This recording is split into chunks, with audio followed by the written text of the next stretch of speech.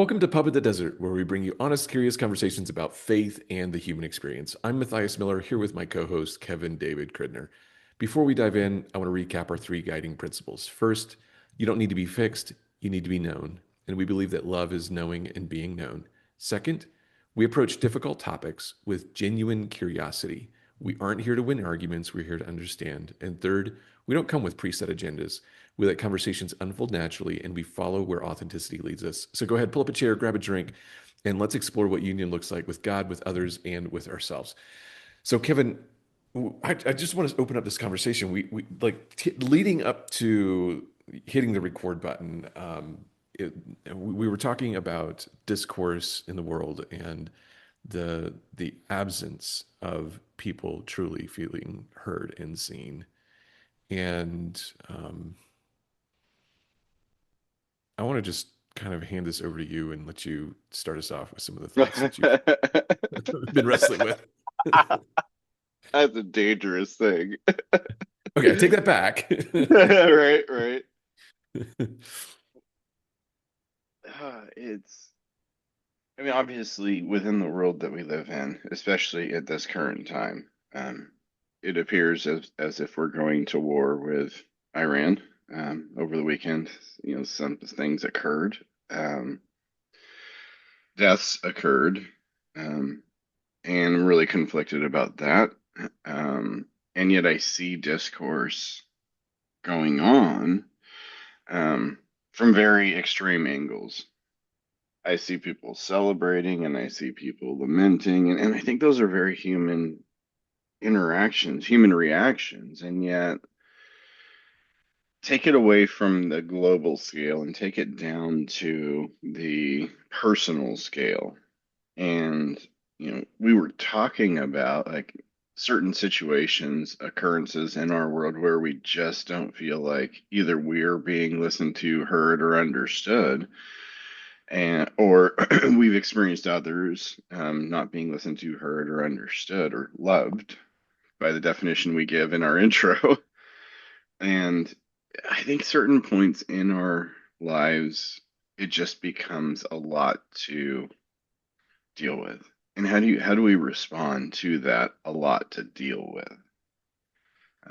I know my way historically has been to kind of hermit, create distance, um, so that I can kind of process what's going on in my head, um, and then write about it.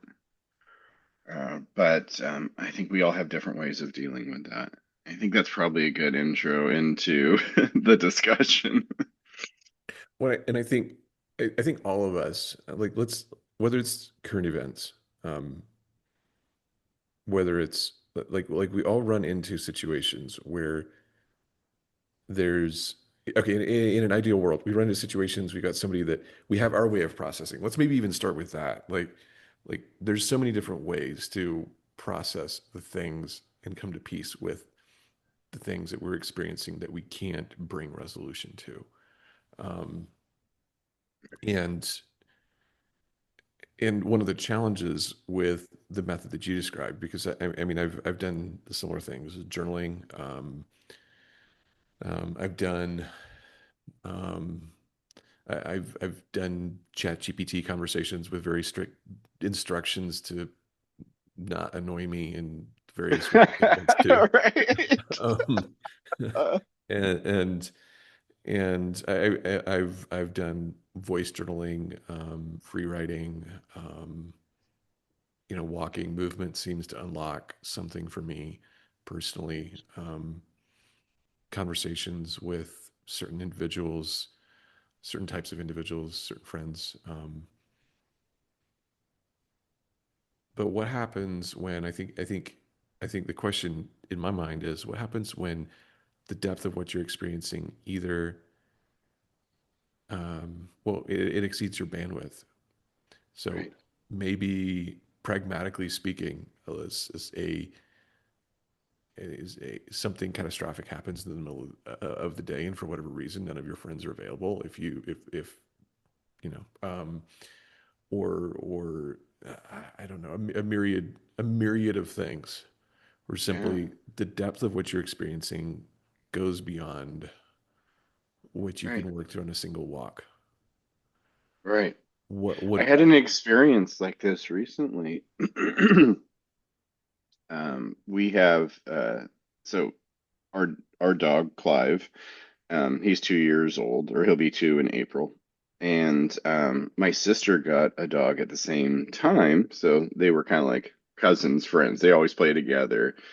It's a really beautiful thing. Like it kind of brought us closer together because, hey, you want to get together, have the dogs run around and play, and we'd spend time together. And where busyness of life, not that we weren't intentional about it, busyness of life, we just weren't spending as much time together. So it's a really beautiful thing. And beginning of mid-January, I'm at work. It's finals week. I'm about to get my first final, and my sister reaches out. And she never reaches out unless there's an emergency. So I'm like, oh, I'm picking up this call. Well, she was walking with her dog. She tripped, let go of the leash. The dog ran, got hit by a car, and passed away. You know, this comes in the midst of talking to a group of students about a final. And like, how do you process that in that moment? I'm not amongst friends. I'm not amongst, and it's like they see me on the phone call and I'm crying because this is such a powerful thing. And what do you do in that situation? What do you do? Obviously, I reached out to my wife, but it was via text. I reached out to my brother and my mom and that kind of thing. And so there's that. But like there was no there was no option to know and be known in that moment. Those kids are there to take a final. Their mind is focused on it. They should be. That's what it should be. They're not there to carry emotional weight with me in the midst of this situation. And nobody planned this. It just happened. right? Like what do you do in that situation as a human being? Yes, pray. I don't have the option to go for a walk. Yep. You just in that moment, I just had to pray, like God, like I don't know what to do here. I don't know how to handle this. I'm a mess, and yet I still have a job to do. And what do we do? Like, how do we deal with that as human beings? Right. When it seems far easier and far simpler to adapt by creating a permanent shield so that these things never happen. But there is this. It seems to me like there is this sense in which, I mean, this is an example. Life demands us to carry on in some capacity, and there's a million and one ways that this happens. So how do you carry on? uh, How do you? Right. And I mean, because there's the methodology I employed in my younger years, which was you just harden. Right, You just compartmentalize and harden and put it over there, and you don't feel anything. right, But you can only do that for so long. I mean, you can do it for decades. Some people do it for the entirety of their lives. I could only do it for so long. I could only harden for so long. And then there's this, okay, I need to feel these things. All right. When, how, what's the best case scenario for that? And in that moment, all I could feel was like, no, I need to feel what I feel in this moment and do it in a way that isn't disruptive to, you know, this environment that I'm in. But like to stay soft, to stay receptive, to stay open, to stay loving in the midst of myself and of others, in the midst of life is really, really hard. mhm, It's really hard.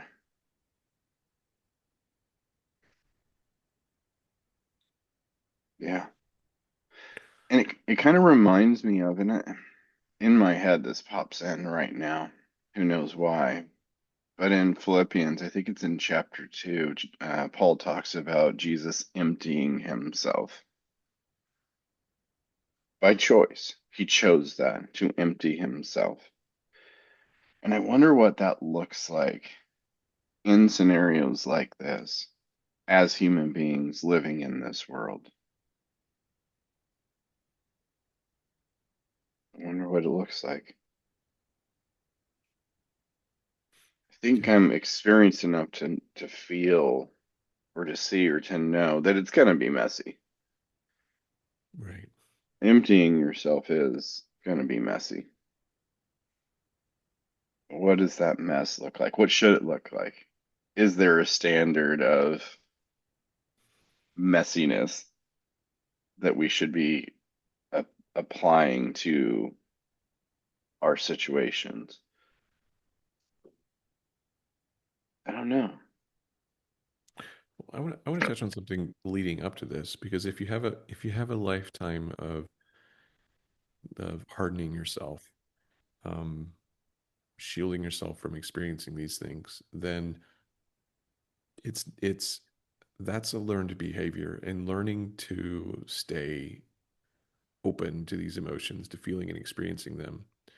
Um, I don't pose this as a question, but in that process, from from there to where you are in the current stage of your journey, was that an immediate, like, was there like a light bulb moment, or was there practice, and like how deliberate did you have to be in that process to reach back and create space to allow yourself to experience these things?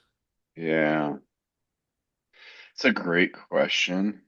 And I can only respond gut level with what I think in this moment. There's probably subtlety and nuance to it. It's fair. But I think there's something that causes us, an event or a series of events that causes us to shut down, to harden.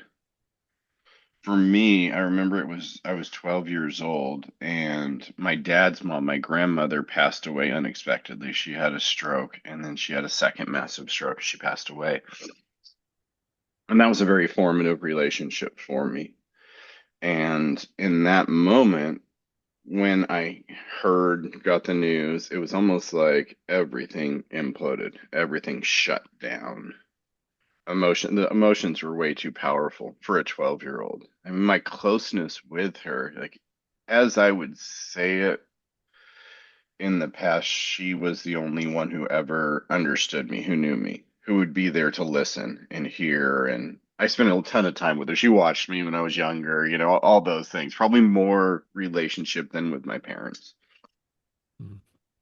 And I see that as the moment that I shut down. And any sort of emotion that would come about, any sort of disturbing emotion. Did I lose you? From the Oh, perspective. sorry, Oh, you froze. I I lost you froze. for a second. I'm back. Yeah, yeah, Um, okay. Go ahead. Sorry. my internet connection is unstable. Okay, at least I'm not. Maybe. So from if you look at this from a parts perspective, there's this sense of a part of you self-protecting, part of you, part of me protecting us from some effectively, well, some overwhelming emotion. So and often tied to a single or to single series of um, maybe multiple, maybe many uncontrollable events that Right. led to an overwhelming emotion. And so making peace with that part of ourselves. And Yeah, and I think it, as I sit here in this moment and just processing out loud, this is just going to be a processing podcast. You're going to get to know more than you ever wanted to know about me.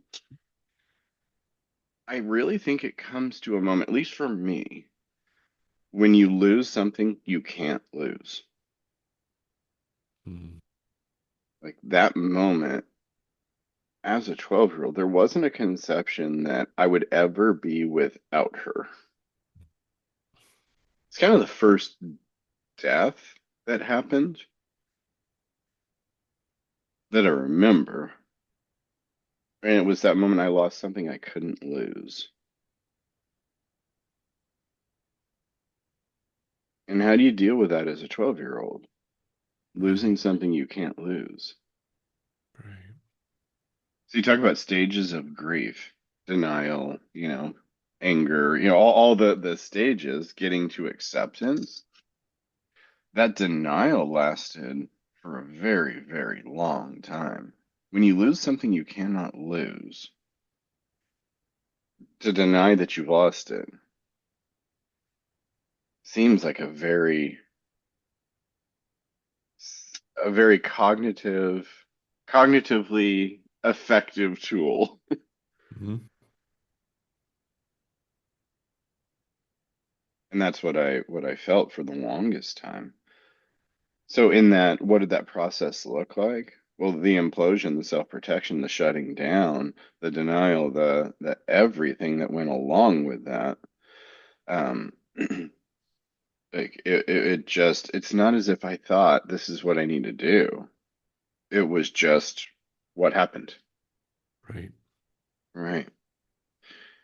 And I think that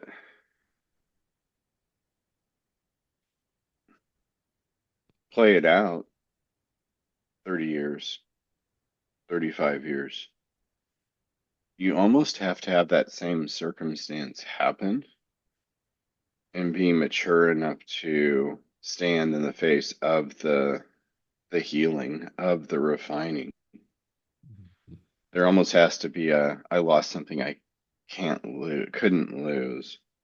And yet cognitively, emotionally, I can stand in the front of that and say, but I did. Right. And where do we go from here? Yeah. Yeah.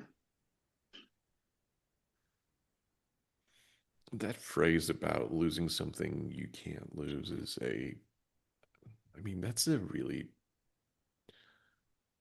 powerful, it's a powerful phrase, powerful statement. It's something that, yeah. I've always, along those lines, and I didn't know necessarily why, and maybe I still don't, but I've always resonated deeply with Peter. Like in that moment where Jesus is being tried in the high priest's house, and he's outside, and there he cannot lose Jesus. Like it's very clear from his actions, from his behavior, from his words, like this is something he cannot lose. And yet he knows and he sees. He's heard. And then there's a denial there, right? Mhm. Within him. And like I've resonated with him. And then afterwards, where, Jesus meets or Mary sees him and she says, "Tell the disciples and Peter to meet me by the lake in Galilee." It's a fascinating phrase, right? Tell the disciples and Peter. Huh. He knows what's going on in Peter. Huh. Like Peter's destroying himself because he lost something he couldn't lose.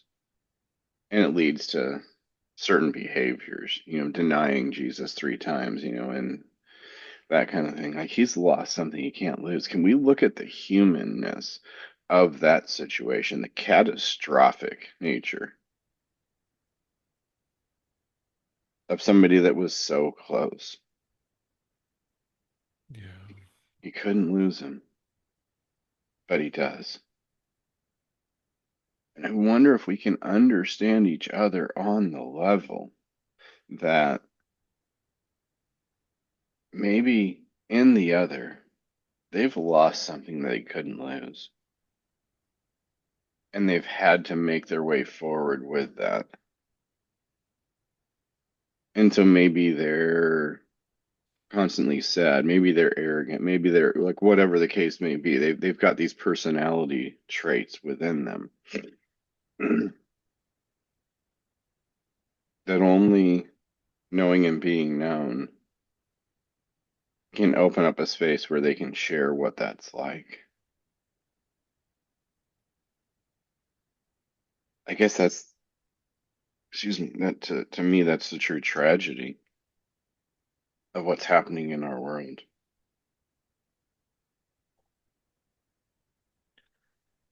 Well, if you want to unravel this even further, having something that you can't lose is it's some way of creating a sense of safety of orientation in a world, and there's some kind of fear that exists outside of that. I think of certain types of identities that I've shed, some very painfully, and it wasn't visible at the time. It probably rarely is, but in retrospect, it's like I one of the reasons why I needed these identities was to secure a space in the world. Right, right, And the fear being, if this identity, if I lose this identity, who am I then? Do I belong? right. Do I have value? Will people have a reason to, to Care. care? Yeah. And If then what I'm you not this, would you still care? and what you find then is the painful truth that some people don't. Right, But there's also beauty on the other side of that as well, which is you find that some people do right, deeply care, and it's like a calling card for a it's polarizing right, between the people who are there for you because of you and because of them, or the people who are there just because of what they can extract out of you. right, right, right. So I think in that you were talking about like, was it a process of developing? I think what it developed in me, there was a shutting down of my emotions, and there was that process of if I could be of value to somebody else, specifically if I could be for others what my grandmother was to me, Right. then maybe that could be something. And the pain was so great of losing her that I went hard into helping other people.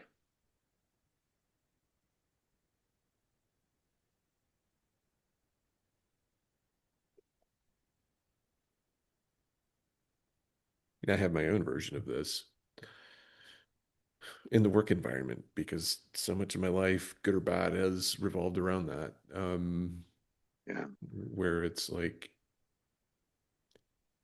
I want to replicate, I want to, I want to create the work environment that I wish I would have had, and I think unfortunately, I mean, it's kind of like this course correction where for a period of time that was kind of my obsession, and then at some point there was this point of like, why am I doing this? Like, why do I even care? Like, right, I'm not sure that I actually want to be doing this. Um, right, at least not in this way. right. In fact, And there's a major part of me that knows I'm projecting here. There's a major, very major part of me that knows that I don't want to be doing this, but oh I yeah, have to, but I have to be. and there's these little moments of gratitude that are like one in a thousand. And you take those little moments of victories and celebrations and you hang them on your wall and say, this pays for all the suffering of doing the thing that I didn't really want to do. Um, Right, and yet it's right, never enough. Like I've never achieved, partially because it always comes at a deep personal cost. Um, right. Well, there's a lust there, right? Right. Not by the standard definition of what we talk about it within society, specifically related sexually, but there's a lust for satisfaction. Yeah. It's like there's a bucket that we keep trying to fill, but there's a hole in the bottom of the bucket. So no matter how hard I try and fill it, it still leaks out the bottom. And yet I have convinced myself if I keep filling that bucket, if I just work faster, if I work harder, if I do more, that eventually that bucket will get filled. And maybe that's what the process looks like. And I know it's what it looked like for me, but maybe that's what it looked like for human beings. You just have number of years of filling that bucket in a certain way. And then at some point, you just come to the realization that there's a hole in the bottom and that bucket ain't ever getting filled. And maybe that's what it looks like to empty yourself. Like you recognize, I'm trying to fill this bucket, it's never getting filled. What if it just empties? And it would be a blessed relief if that would be the end of the emptying. And again, I don't know what other people's experiences are like, but for me, it's like the emptying didn't, that's where the emptying started. And it's like, welcome to the long river of tears and sorrow. Like, Right? that's when all of the true pain of everything that you've trying to, I mean, it really, in many ways, it is an attempt to silence the voice of pain. Mhm. Um, and then finally pain has the voice to speak, and all of the Yeah, pain that we've ignored for years comes bubbling to the surface, and there is nothing but like just walking through the bloody hell of whatever this thing was that we denied for so long. yeah. What's the line from scripture? A man of sorrows well acquainted with grief. So at least we're in good company. Maybe Yeah. maybe that's what it's like. Maybe that's how we learn to let go. In a lot of Eastern religions, meditative cultures, that kind of thing, there's this idea of detachment. Mhm. But to me, what I see most often happening there is something very robotic. Right. And maybe this is the Jesus way of detachment, is allowing that emptying, going through those griefs and those sorrows, letting go, and somehow in the mystery of the Trinity, it becomes a union through the emptying.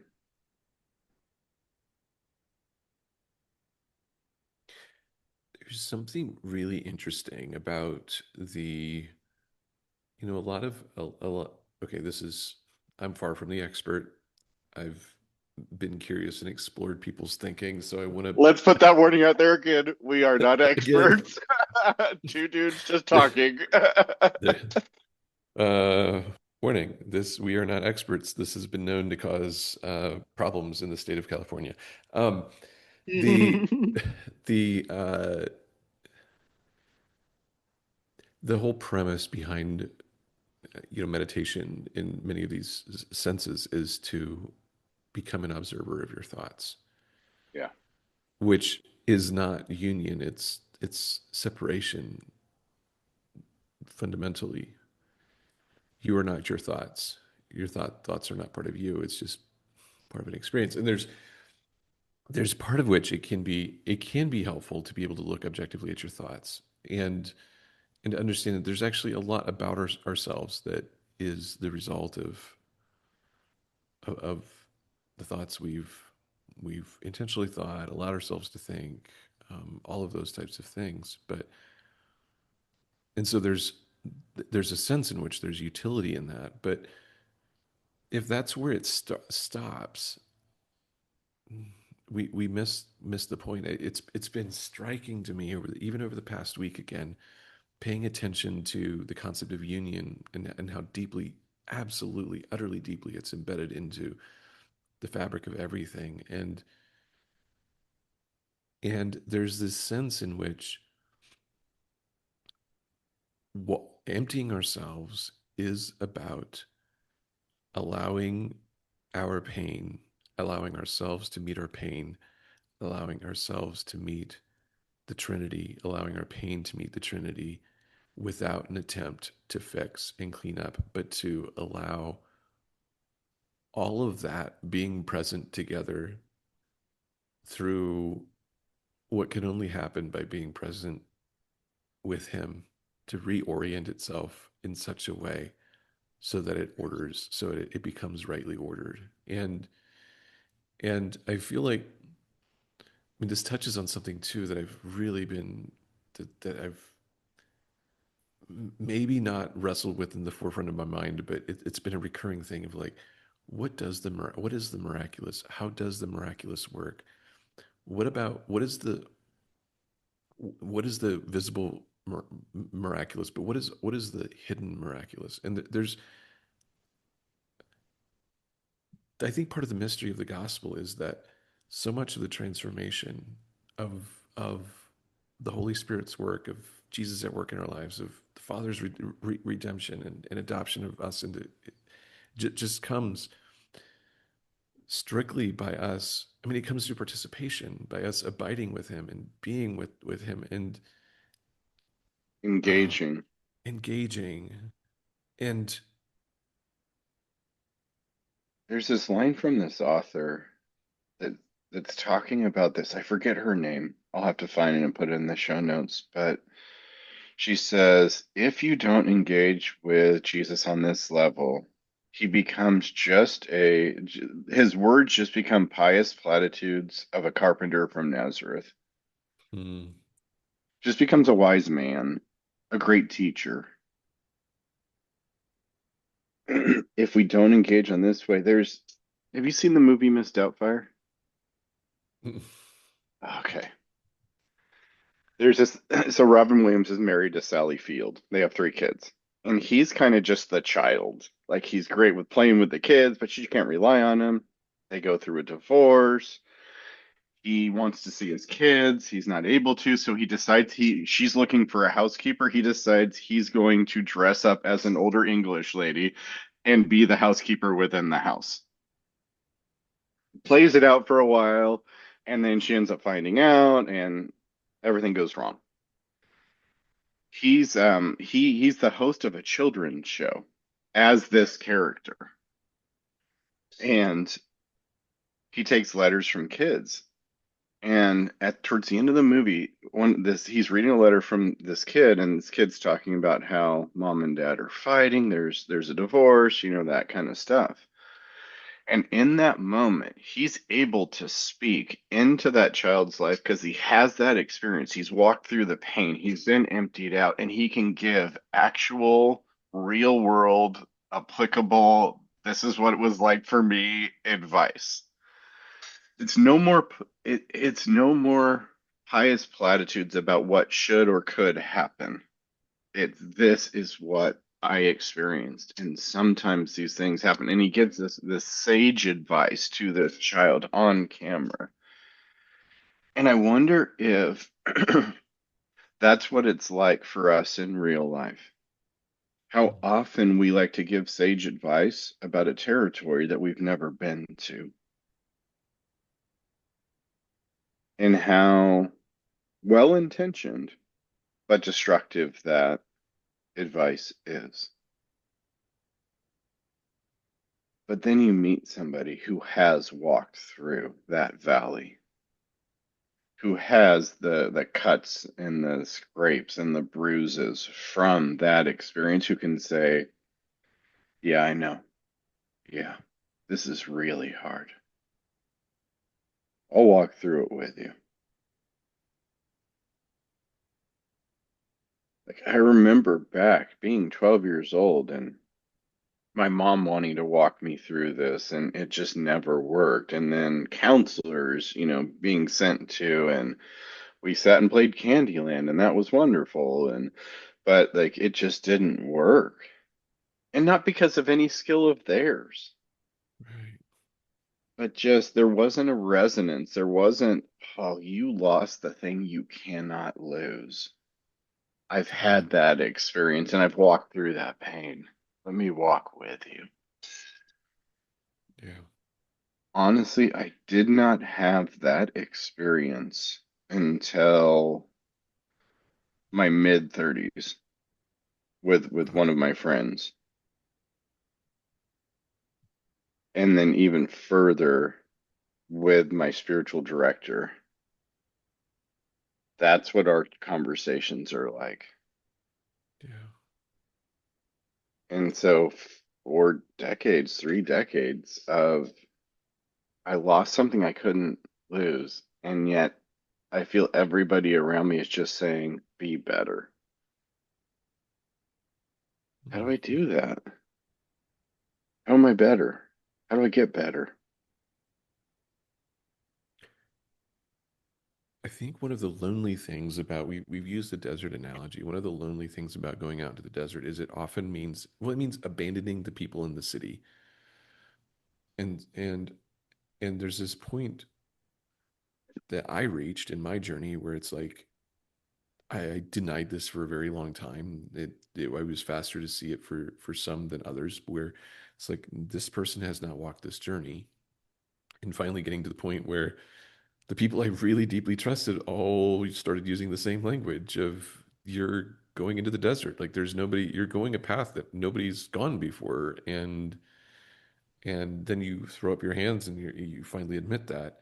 Um, which there's this initial, I think one of the reasons why we don't do this is, well, I think one of the reasons I didn't do it before is because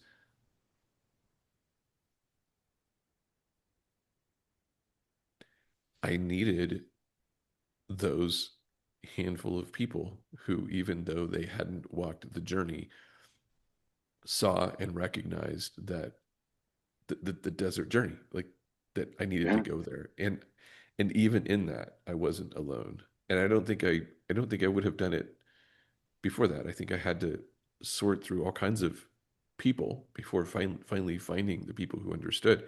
Um, I have a I have a friend of mine who is just he's incredibly he, incredibly intuitive and incredibly bright. And um, we were talking about some of this at some point, and he just mentioned he's like, sometime you should you should. This is my own I mean, I haven't done this yet, but um, take the time, sit in a public place, do nothing, just be and watch who shows up and starts to talk with you, and pay attention to them, what's unique about them, what's all of these things, yeah. and What's different about them? what's different about them. And I haven't done that, but it's led to some very interesting observations where people strike up a conversation, or like there's momentum in a conversation that I never anticipated with a stranger. And I'm Wow. like, this is interesting. And from a very short conversation, I can observe that this, and this seem to be true of this person. Um, and so there's something, yeah, I mean, to all that you're saying about finding somebody who's walked that journey in some sense, it's crazy how quickly we can actually pick up on that, On resonance. on resonance. Yeah. It's almost like scripture talks about deep calling out to deep.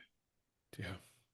There's just a knowing of, oh, you've experienced some depth without words being spoken, without, it directly being addressed. There is that, oh, deep is calling out to deep here. Well, this is a little bit of a fun tie-in to the recent our recent conversations about the single electron theory of the universe and around entanglement. And it's fascinating to me. Um, I've been fascinated for years about this idea that of you need to explain the concept, but it's reshaped my concept um, okay, I'm completely, this is not theological interpretation, but let's, or maybe it actually is. We think of people who are close to us as those who are close to us in physical proximity. But even the relationship of atomic particles that are separated across space um, demonstrate to us that we are connected beyond just physical proximity, Right. and that's really where it started being clear to me that there were artificial connections that were there because somebody imposed something that on imposed some kind of connection, and then there were Yeah. genuine connections, deep calling out to deep kinds of connections. Right. Right. It's utterly interesting to me, and it's fascinated me for years. And it's an experiential theology here. But when Jesus talks about the vine and the branches, I am the vine, you are the branches. Connected to me, life flows through you. And as I've sat and prayed over that and wrestled with it and thought about it, if the branch is connected to the vine, isn't it connected to every other branch as well? That's If interesting. if you look at a tree, isn't every leaf connected to every other leaf Right. via the tree? If you look at it on a biological level, how the mechanism of a tree works, like there are veins in within a tree, and nutrients are delivered from the ground up into the highest leaves via that system, that connection. We're all connected. Right.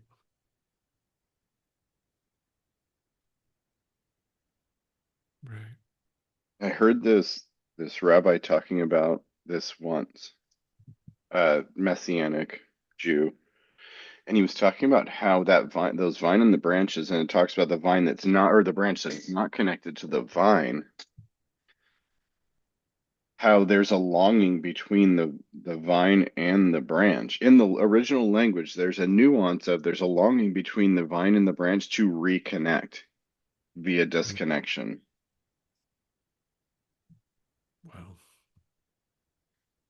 And so I wonder, like, if, and this is all experiential theology. This is all what my engagement with these verses has looked like over the years, via conversation, via prayer, via all these things. But there is this connection via Jesus. He is the singularity. He is the point of reference for everything else. And so, how do I have these experiences where I meet somebody and automatically I know and they know we're going to be friends? We see Mm. the world the same way. We understand each other. And not in some superficial, we both like hockey Right. kind of situation. It's something extremely deep there. That there's resonance, there's understanding, there's connection. How do you explain that?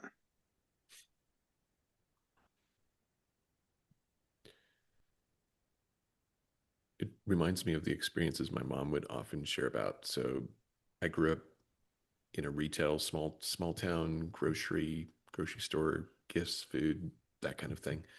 Hmm. Um, and my mom was not with everybody, but with many people, a master of the 3 minute conversations because that's all you got. You know, Right. did you find You had to everything develop you that skill. develop that skill? Did you find everything you were looking for? But also mom would just, you know, mom had you know, she was always a giver, and there were times when she just felt prompted to gift something to somebody in that moment, and there were many times where, to your point, like there was that instant connection, and like she didn't know what the story was. Sometimes she found out later.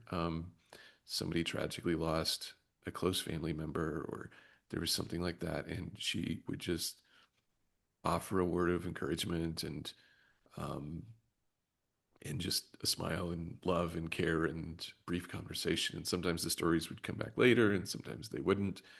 But that moment of instant connection, of knowing of that connection to the vine, and it was such a part of her life, to the point of, this comes with logistical problems, because everybody can remember you because they or everybody could remember her because they saw her in a specific context. There's no way she could Right. remember everybody. And I remember us, flying out of the airport, and this lady comes over, runs up to her, and gives her a big old hug, and is like, "I'm so glad to see you." And my mom's It's glad to like, see who her as are well. you? But I have no idea. I have no idea who you are. Um, I'm glad to see you too, but who are you? but who are you? Um, that is that connection at play in daily life. Um, and I think all of the things that we talked about in terms of being heard and seen and known is, I think when you realize we've was part of a conversation recently around what does evangelism look like? What does it look like to share Christ? And so much of it in our Western world has resorted down to, admit that you broke the law, and that, therefore, because you committed one wrongful act, you now take on the identity of that, and Jesus fixes that identity. Um, and and there's definitely, in my opinion, Scripture does definitely talk about salvation in a legal with legal terms, but Right. there is also the reality of we all have a longing to know and be known, and we all do it in Right. part, and the fullness of it can only happen and not just, sorry, I'm like giving a full like monologue here. um I love it. Keep going. I was talking. I've been talking with a friend of mine, and last time we talked, and we were talking, he brought up the verse about overcoming overcoming the dragon, the enemy, through the blood of the lamb and the word of their testimony. And our challenge to each other was, go think about, like, go think about, figure out, research, pray. What does that mean? Yeah, And but man. but there's something about I had a friend and mentor many years ago who he always said people can argue with anything, but they can't argue with your experience.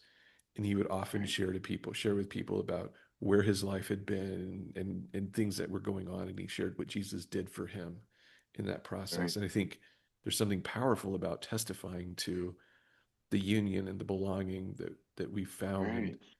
for people to understand that if they experience that through us, it's a fruit of what we've found in him. So that's the end of my But monologue. no, no, no, it's beautiful. Like to your point, who was, as far as the language being very legal in certain situations, like who was he talking to? I mean, Jews. Specifically Pharisees, That's fair. who were very legalistic. He has to use language that they would understand. You look at Reformed theology, Calvin, Luther, all these people, they're very gifted analytical structural formation of society thinkers. They are lawyers in a sense. So their language is going to be their language. So it's Yeah. going to be very legal in its approach.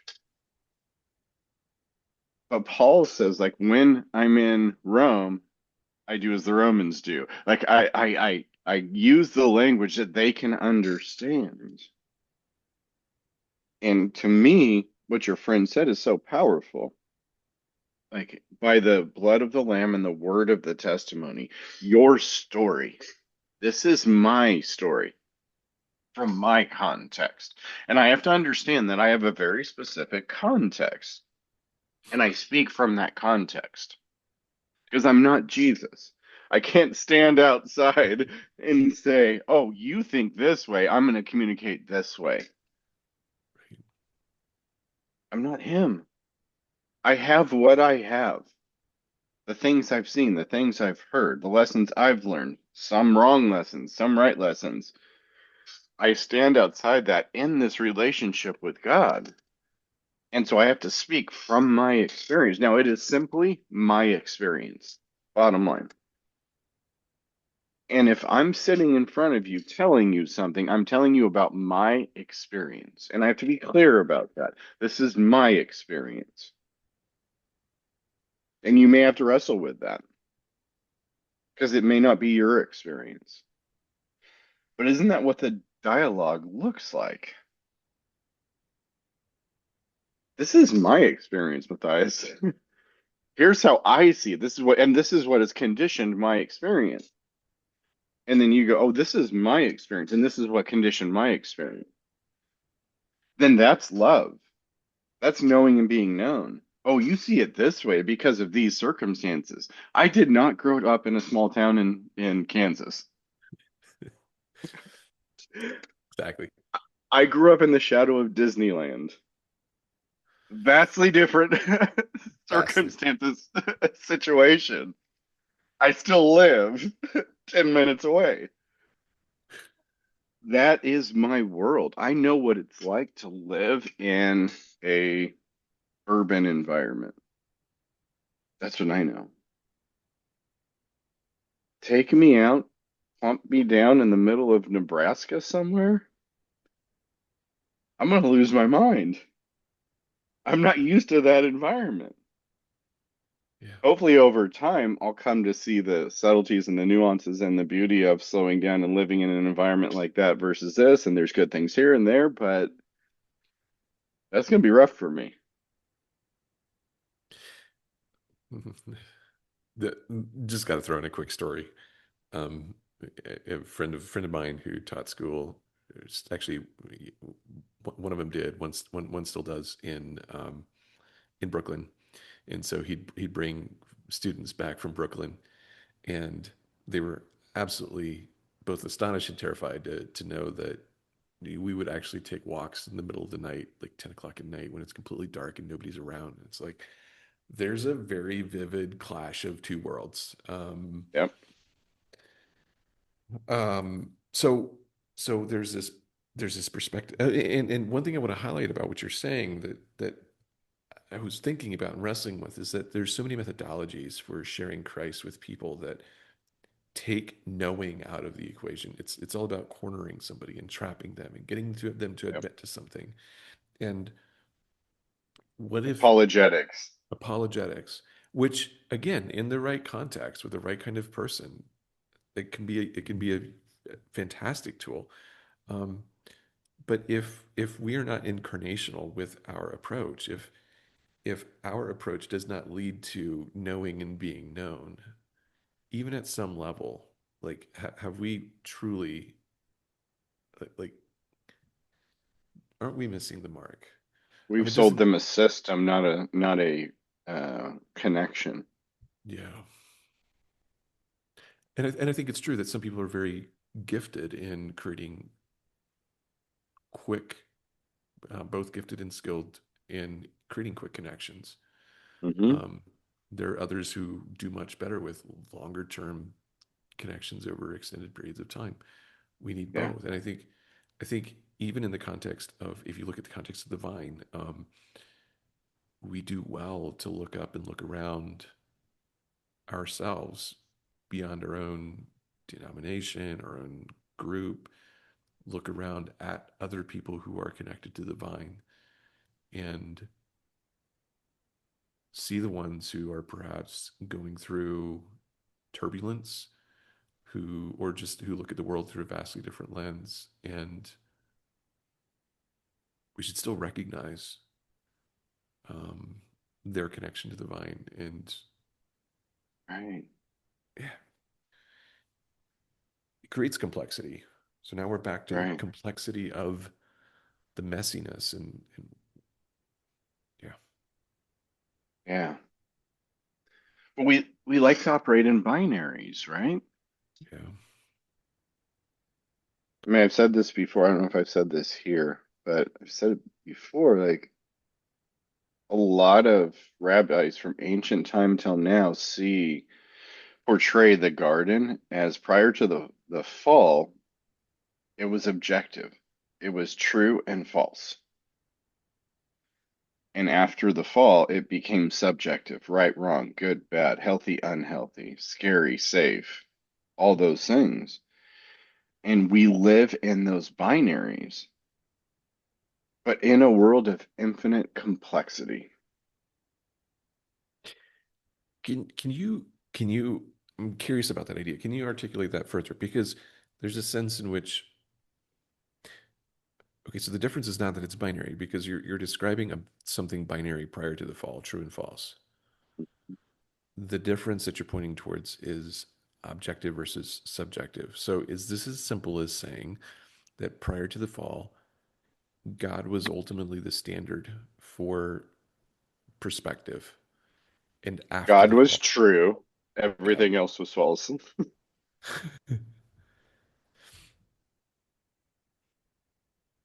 And yet that's still true after the fall. God is true, everything else is false. But the fall is the outcome, the ultimate. I mean, the core decision of the fall is to say that is the deliberate choice to live from a perspective other than God's, Right, which is the core trait or behavior that underlies all idolatry and idol making. right, right, right. So, it's the nation of Israel in Exodus. Where is this man Moses that has led us all these years? He's gone. Aaron, make us something that we can tangibly hold on to. Where is that man? Did he leave us? Is he gone? We need him. Moses had become an idol. Right. And I know a lot of people in church leadership who feel like they've become an idol. Yeah. We need this pastor to lead in this way. I think the healthiest response to that is the pastor goes, "You don't need me. You need Jesus." And he's constantly pushing people back towards Jesus. Yeah. But it gets really messy, right? The most unhealthy is, yeah, you need me. It's been ages since we've had this conversation, but I remember a specific conversation with you where we talked about that, where the role of a shepherd is not to the pastor shepherd is not to be that for people. It is um, we're not disciple makers of ourselves. Mm-mm. We're disciple makers of Christ. We are to make disciples of Christ, and so we're to walk alongside others, pointing them to follow Christ Yeah, as and simultaneously follow Christ ourselves. we're a road sign. A road sign. Yeah. Jesus, 5 miles this direction. Like that's our role. You just said I'm 5 miles away from Jesus. Yes. You can run there, right? Just run. Like, Don't hop in the car. Just run. is that far? I'm just trying to figure out, is that far away? Am I distant? Yeah, right, exactly. Yeah. Yeah. Yeah, he's this way. Or he's this Yeah. way. Or sit here for a moment. You Mhm. discern where he's at. Yeah. Yeah.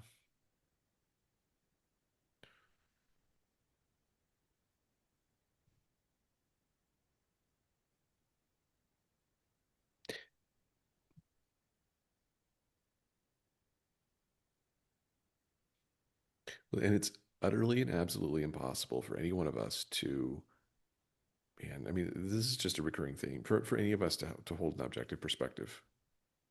Right. And so there's this admission of our own limitation. Right. Well, it's like right and wrong. Like if you're insisting on right and wrong, no right is yours. If it's right, it was already his from the beginning of time. You're just Right, coming into alignment with it. So right. you're not right. You're coming into alignment with the truth. You're embracing reality. Yeah. I I knew I hit critical And mass. and Go ahead. here's the funny thing about human beings. We're embracing reality, but pretending like we were the one that created the reality. Um, you'll have to Like appreciate this. Go ahead. yeah, No, like go ahead. nobody else ever saw that truth ever. You're the Right. first one. You're the first. Yes. 100%. Yeah. 100%. I think there's different language for people to describe that, but one way to describe it is that when it comes to inventions and business ideas and artistic ideas, is that people describe it as it's almost like there's this. This is very ethereal, and I'm just describing this as a way to think about it. But it's almost like there's this thing that's floating out in the ether, waiting for somebody to grab a hold of it and do something with it. Right. And which is one of the reasons, with a little side note and rant, is that um, I get incredibly frustrated by people who try to who try to who try to disconnect thought from action. Um, because there's this sense in which, like, I don't know where all this delusion comes from, um, but thought and action ultimately must be integrated in some capacity. Um, Right. and anything besides that is just a fairy tale and self-deception. And it's but people fall into it. So people, everybody else, not me. I'm immune. Right, I got right, clearly. got the shot. I got the shot. Um, yeah. Yeah. Side note on Well, reality, I knew I hit critical mass in my conversations with my mom when I was talking to her about something, and she's like, "Oh, I thought you were going to say you were going to ask the question, but what is reality here?" So, ouch, mom. you gotta love mom. Gotta let mom beat it right back to Well, you. it's like there's this idea, especially within church circles around debates and that kind of stuff, as if this is a new debate. Whatever the thing is you're talking about, as if it's new. Right. I remember Rob Bell in the introduction to his book Love Wins, which caused all sorts of controversy. He says, just a side note here. I'm not the first person saying these things that I'm saying. There's a very rich tradition of well-meaning, thoughtful, articulate followers of Jesus who have said these things. I'm just reintroducing the topic. Right. There's nothing new under the sun. Do you think he sat down and came up with that 150-page book and it was just this bolt of lightning from wherever and he all of a sudden it's just this new information? Hmm. Right. No. Or your whatever heresy is being trumpeted or talked about. You think there's any new thought there? Wouldn't you be interested in how that person got there rather than shouting them down as a heretic? Because it's nothing new. So there are some set of circumstances that brought them to that idea. Now, what were the set of circumstances that brought them to that idea? Talk about dialogue, going back to what we started with. Yeah. Why don't we have a dialogue? Because you have to be right. That's why we can't have a dialogue. Yeah. Well, and I think it's incredibly grounding in a world of change. And I think that it's one of the reasons why I've appreciated our conversations and participating in this podcast is that when you understand, like when you start correlating patterns between daily life and what's been happening for thousands of years, um, we as people have always commercialized spirituality. We have Yeah. always built structures of power for our own benefit, and we have always done it at the cost of the oppressed. Um, we have always, in terms of entertainment, entertainment has always been on a curve towards greater and greater hype and extremities until it self implodes. I mean, Right. like there is no end to these patterns that have continued for thousands and thousands of years, and Right. and I mean, there's always been people um, within the church that are both pragmatic and even intellectual atheists. I mean, like there's who are there to exploit and take advantage of people. Um, there have always been, and I'm not saying that in these things that we just wring our hands and throw up our hands in despair. But Right. these are, and there has always been a faithful remnant of remnant might be a bad term, but a faithful group of people who are seeking to follow Christ to the best of their ability amidst whatever circumstance that they're in. Like that's also, Right. and so when you start understanding these, that the things that we wrestle with are not, they're not new. These are age-old dynamics and patterns and realities that come with the experience of being humans and living in these types of experiences. There's something Right. really calming and grounding and understanding that we've been here. We as humans have been here before. It's not pretty. It's not perfect. It's Right. not even the way it should be. But this isn't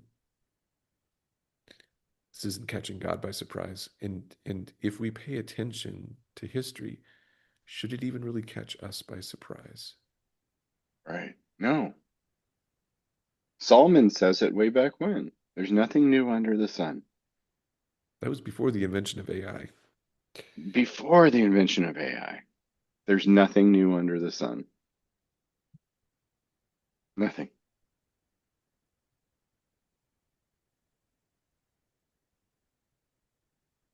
I remember having a conversation. It wasn't really a conversation, but I don't know how to characterize the interaction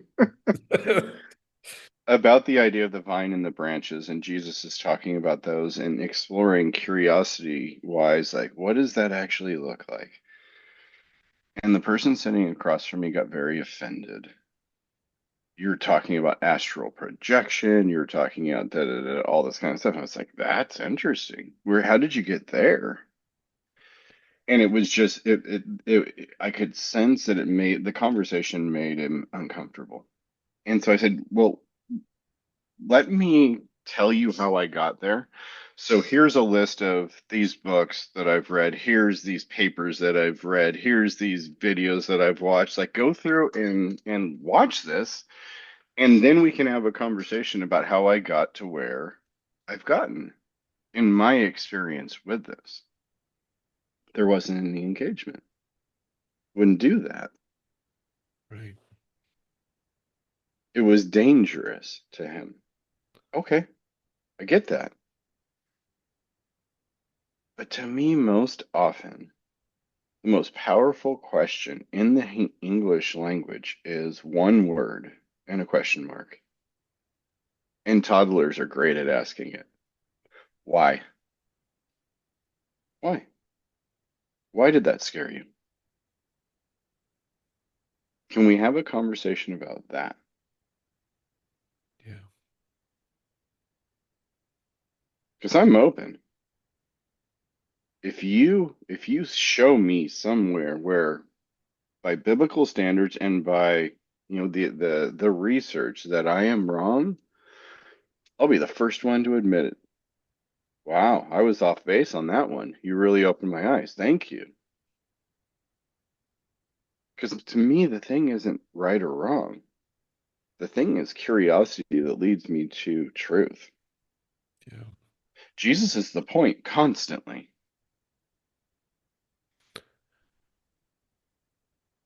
So if I'm moving away from him, I don't want anything to do with that. And there have been times where I have, in my curiosity, moved away from him. But lovingly, there's been people who've been like, hey, have you thought about this? Oh, wow. I didn't even take that into consideration. That changes everything. Okay. Redirect. Correct. I think behind a lot of dogmatism is a fear, is actually a fear that God isn't real. Like if you operate under the assumption, as I've wrestled with my, doubts of my doubts and doubting my doubts and believing my doubts and believing belief and all the weird things that mental gymnastics that go with that. If you truly believe that truth is reality in God, like that is the world that God occupies, Right, then there is, and you truly accept that we are not that and we don't define that, then there is this act of surrender where we throw up our hands and we say we are going to pursue truth in curiosity wherever it leads, trusting that it will lead us to him. right. And the fear that he's not actually real, I think, often lies behind much of the dogmatism that we see. The fear he's not real, or the what I've experienced is the fear that he's not as powerful as we give him credit for, That's or fair. a scripture tells he is. That's fair. When you're, I'll say this gently, if you have to argue and defend your God, how small is your God? Well, I mean, see also Elijah, so there's kind of a scriptural basis for that. Um, but Kevin, you don't understand. God only moves in response to faith. So maybe the problem isn't God. Maybe the problem is my faith. Maybe he needs my faith to defend himself. Maybe, maybe he does. That's not a God I'm interested in serving. Yeah.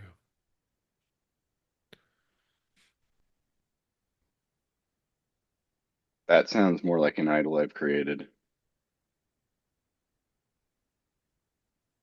I tried to be gentle and then you poked the bear. Matthias. Yeah. Yes.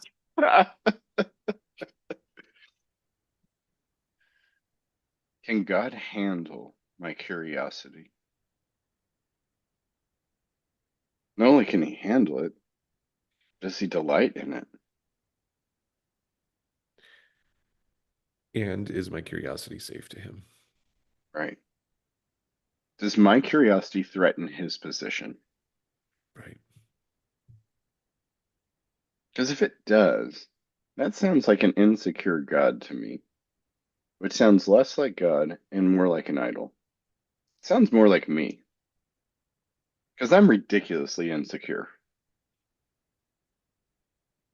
Hands That's down. why that's why Admitted. I bring you on the podcast to help you deal with it. No, just kidding. Right, exactly. It's been your plan all along just to work through all my insecurities. Well done. Part of a master chess plan. Yeah, yeah. And I'm not mad about it at all. I mean, that's a whole, we always get to these good topics right at the end. That's a good rabbit trail. Like, I mean, this is the perfect title of a new book or a new series from you. So I am really poking the bear. But the insecure God, Yeah, like what are the ways that what are the thoughts and ideas and behaviors and lived experiences that we entertain around God right. that project him to be an insecure God? Yeah. Well, to ignite a fire prior to us signing off, there is always that Blaise Pascal quote.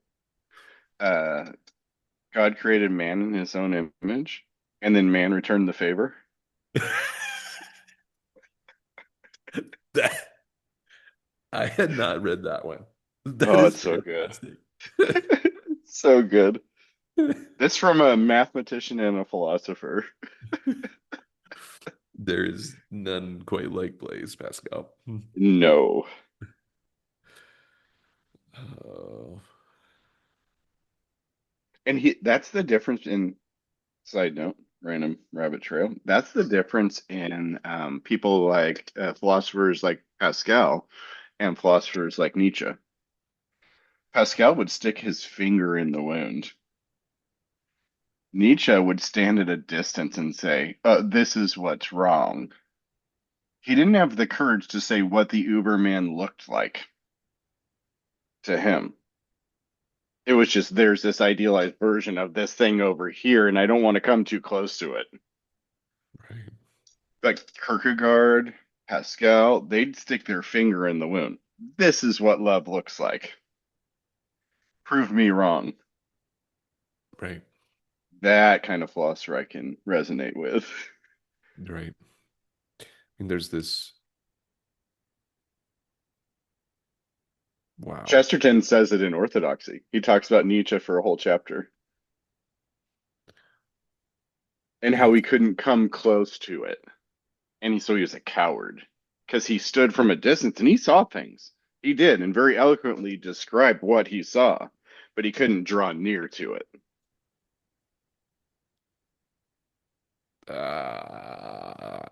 there's so much. Right? There is so much. If I didn't have to go to work, we could just film another one right here and Yeah, now. right. We'll be right back, guys. Yeah, I promise. Oh man. One of my clients has made me always, we would wrap up our calls and be like, all right, for your AI, what are we doing next? Like, what do we need to pick up next time? I'm like, we need to Right? do that here. Yeah, Oh without a man. doubt. Let's start next time talking about the insecure God. I love that. So That's good. just great. All right, folks. For those of you who've been upset about the fact that our last line, follow where authenticity leads us, and you've been bothered by the lack of structure and the lack of planning. Here's just a little. We're just tossing you a little bone here, like Little bone. tiny little bit. See, it's not no planning. It's just organic planning. Right, right. Yes, fantastic. Yeah, I think the thing that's striking to me is, I guess one last thought through our whole conversation. The longer we have these conversations, the more it's clear we're revolving around a few core central ideas, and looking at it through the lens of through the fractal lens of human experience, through in as much as two individuals can. There's many different experience lenses of what that means for our lived experiences, and um, good. Yeah.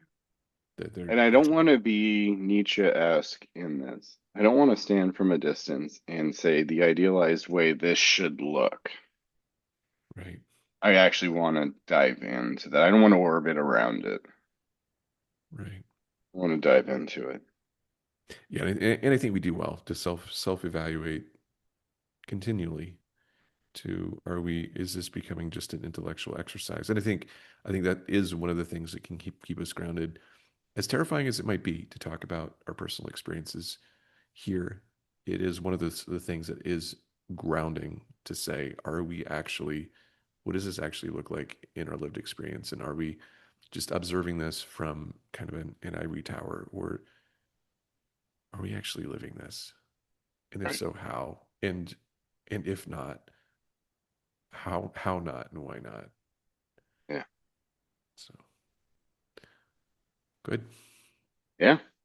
All right. Well, to all of you guys listening, thanks for listening, and we are grateful for just the opportunity we're grateful for the opportunity for you to be part of our conversations. Yeah. So we don't take it for granted. And meanwhile, you have this to look forward to next week, the Insecure God. Yes. Love it. All All right, right. my friends. Thank you. Thanks, Kevin. Bye.